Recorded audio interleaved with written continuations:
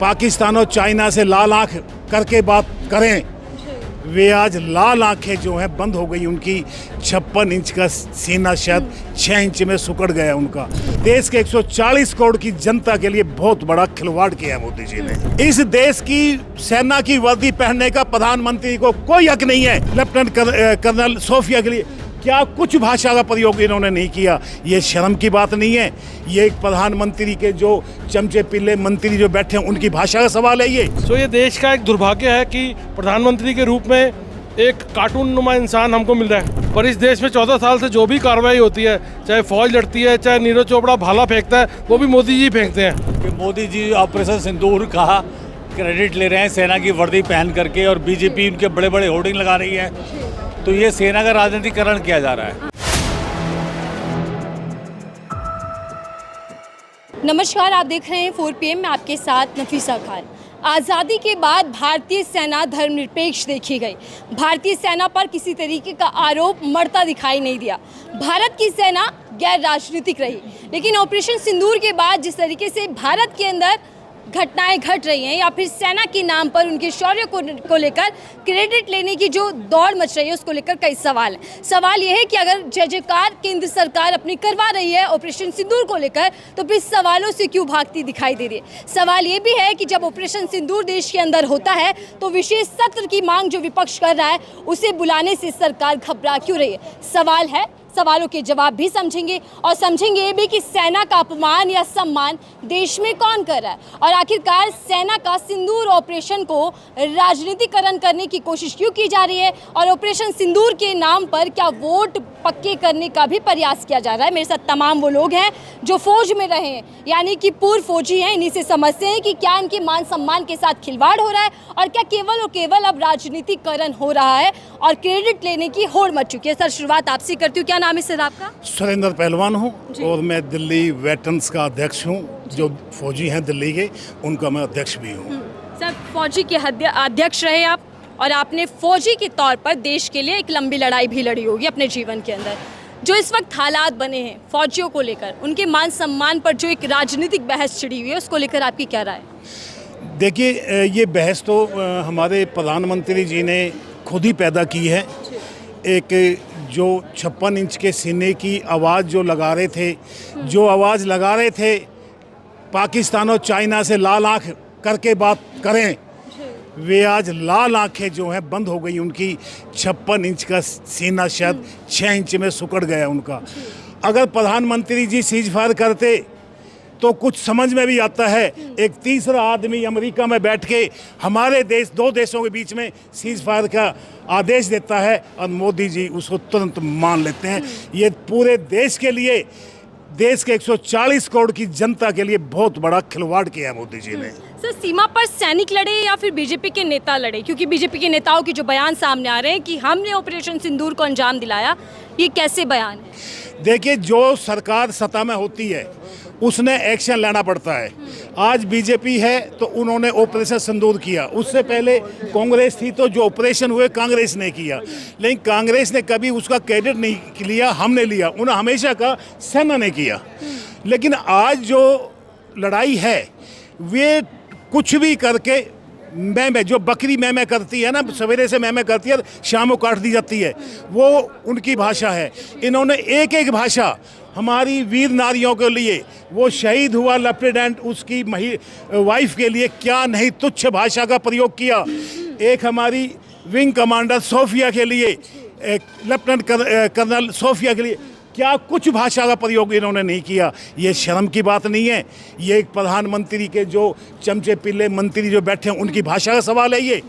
ये बहुत ही शर्म, और हमारे देश के लिए बहुत ही शर्मनाक बात है ये। सीज फायर को लेकर सवाल है, विशेष सत्र की मांग विपक्ष कर रहा है, लेकिन सर पीएम मोदी जो है वो केवल भाषण देते दिखाई दे रहे हैं। उनके अंदर उनके जो रग हैं, जो नसें हैं, उसमें खौलता हुआ सिंदूर बहता है, बयान भी आया था। देखिए, जो उसने बोला भाई खोलता हुआ सिंदूर मेरी रगों में दौड़ता है।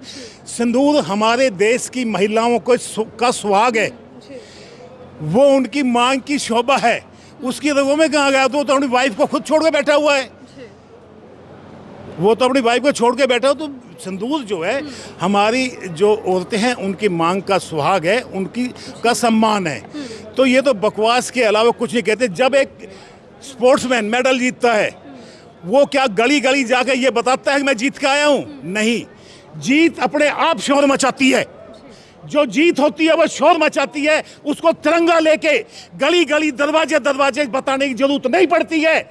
जिस तरीके से भाजपा के ये आदमी गली गली जाके तिरंगा लेके और ये बता रहे हैं हम जीते हैं, ये इनकी तोछी छोटी राजनीति है वोट बैंक कमाने के लिए। आगे और लोगों से जुड़ू से पहले आपने वर्दी पहनी है सर, एक सवाल जो बड़ा बनता है, पीएम मोदी भी इसी वर्दी में दिखाई दे रहे हैं। आर्मी की वर्दी पहने पीएम मोदी के जो फोटो वायरल हो रहे हैं, जो तस्वीरें रेलवे टिकट से लेकर तमाम बैनर पोस्टर में दिखाई दे रहे हैं, आखिर पीएम मोदी बताना क्या चाहते हैं? क्या वो सेना की जगह लेना चाहते हैं और सीधा क्रेडिट लेकर राजनीतिक फायदा उठाना चाहते हैं? देखिए, जो ये सेना की जो वर्दी है ना, इसको राष्ट्रपति तो पहने तो कुछ समझ में आती है कि वो सुप्रीम कमांडर है।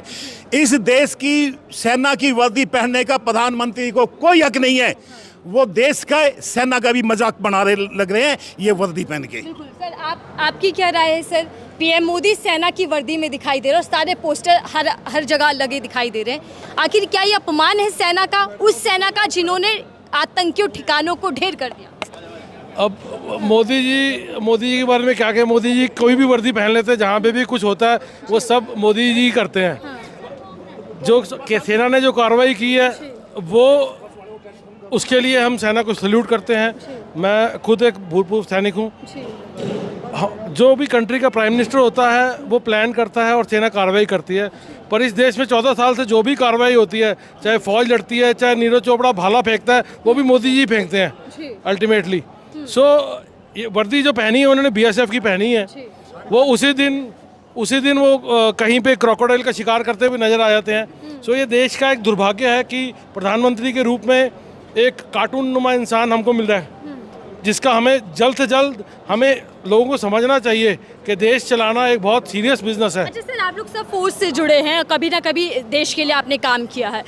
जिस तरीके से पीएम मोदी कह रहे हैं कि मैंने तीनों सेनाओं को खुली छूट दे दी, इसके मायने क्या है? क्या इससे पहले सेना को कंट्रोल में रखा जाता था? क्या इससे पहले सेना अपना शौर्य नहीं दिखाती थी? मैडम, सेना चाहे वो कांग्रेस के टाइम पे हो चाहे बीजेपी के टाइम के हो, सेना अपना कार्रवाई करती है। सेना भारत की सेना है। सेना ना तो मोदी की सेना है, ना बीजेपी की सेना है, ना कांग्रेस की सेना है। पर ये इसी टाइम इन्होंने किया है कि ये सेना एक पर्टिकुलर पार्टी को रिप्रेजेंट कर रही है, जो इस कंट्री की सेना के लिए बहुत दुर्भाग्य की बात है।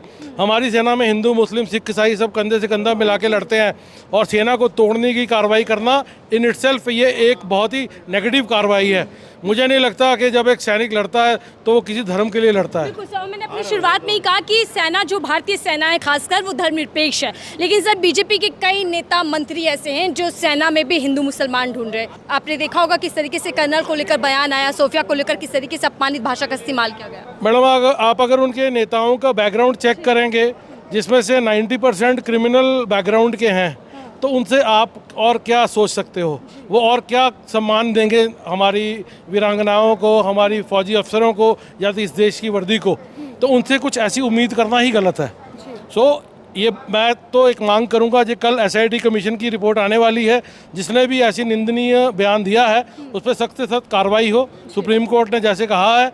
और हमें अपनी सेनाओं को इतना सशक्त बनाना चाहिए कि पाकिस्तान को इस बार जब भी जवाब दे, मुंह तोड़ का जवाब दे, ना कि अमेरिका के कहने पर अपनी कार्रवाई बंद कर दे। बिल्कुल सर, और क्या विशेष सत्र भी बुलाना चाहिए केंद्र सरकार को, ताकि वो जवाब दे जो जवाब विपक्ष पूछ रहा है कि आखिरकार इतनी बड़ी सुरक्षा में चूक कैसे हुई? सीज फायर अमेरिका के कहने पर क्यों होता है? पाकिस्तान से हमने किन बुंदियों पर समझौता किया? ये जवाब देने चाहिए केंद्र सरकार को। एक रिस्पॉन्सिबल अपोजिशन का काम था जो कांग्रेस ने किया, उनको बुलाया, लेकिन वो नहीं आए। और ये पहली बार नहीं है, ये बार बार ही हुआ है कि वो इस देश के जो कानून है उनकी धज्जियाँ उड़ा देते हैं, क्योंकि शायद उनके पास कुछ है ही नहीं है देने के लिए, लेकिन वो बिहार में रैली कर सकते हैं। वो अमेरिका के उपराष्ट्रपति के वहाँ पे नाच गाने का कार्यक्रम देख सकते हैं, लेकिन अपने फौजी सैनिकों के वहाँ पे जाके एक झूठा अफसोस भी नहीं कर सकते। सो आई थिंक ये देश देख रहा है, it is open to public, भाई वो क्या दिखाना चाहते हैं। बिल्कुल, मैं आ रही हूँ सर। आप लोगों की क्या राय है सर? आप सब लोग ही फौज में हैं, फौज को लेकर भी क्या राजनीतिकरण किया जा रहा है? नहीं, फौज का राजनीतिकरण तो हो ही रहा है कि मोदी जी ऑपरेशन सिंदूर का क्रेडिट ले रहे हैं सेना की वर्दी पहन करके, और बीजेपी उनके बड़े बड़े होर्डिंग लगा रही है। तो ये सेना का राजनीतिकरण किया जा रहा है। सेना हमेशा से पराक्रम के साथ, साहस के साथ और जज्बे के साथ देश की रक्षा में हमेशा तत्पर रहती है, और हम उसके जज्बे को सलाम करते हैं।